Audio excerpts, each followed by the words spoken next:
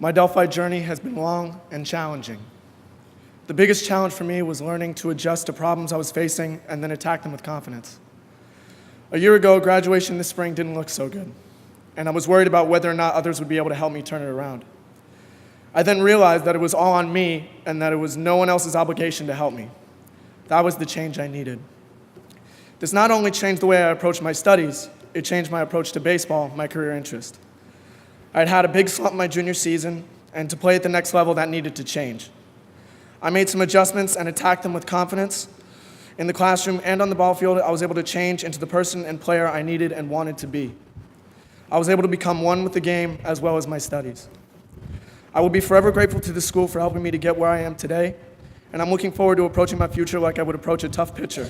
Step up to the plate, take the best pitches he's got to offer, and drive them out of the park. I would like to end off with a quote by the late, great Muhammad Ali. "I am the greatest." I said that even before I knew I was. Thank you.